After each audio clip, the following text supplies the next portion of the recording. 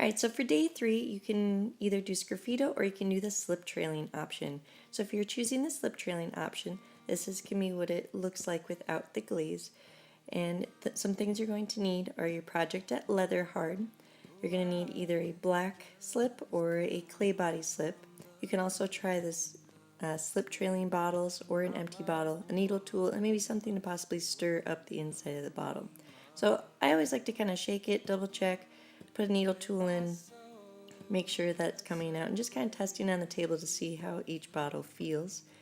If it's not really working, kind of stir it up, shake it up a little bit more, shake the material down towards the bottom, and test it on the table. If you do need to add more, mix it up with a whisk. There's a whisk back by these slip buckets. Just squeeze a container and then release the squeezing, and that should suck up that slip. And then of course you're going to wipe off that slip and then make sure that you put the cap back on. Kind of wash it down too so it's less messy. And then of course put the cover back on, wash the whisk, and put it back. Once I have a feel for it by practicing on the table, obviously make sure you wash down the table. Now I'm going over my transferred design. Some lines I'm leaving a little bit thinner, other lines I'm leaving a little bit thicker, others I'm filling in. Periodically I still take the needle tool, clean out that tip, and then sometimes I even wipe off on kind of a damp sponge just to make sure it's easier to use the bottle. So I just had kind of a tree with some leaf designs, and then I wanted to go and add some little dots.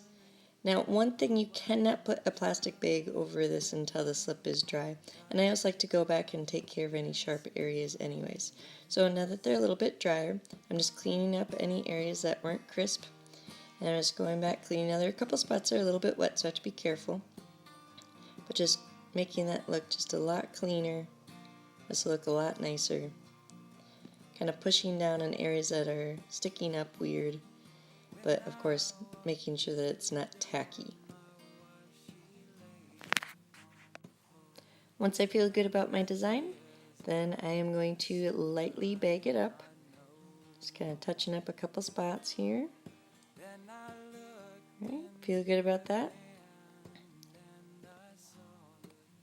And I'm going to bag it light. I'm going to put all my supplies away, wash down my table, and clean up my tools. Have fun.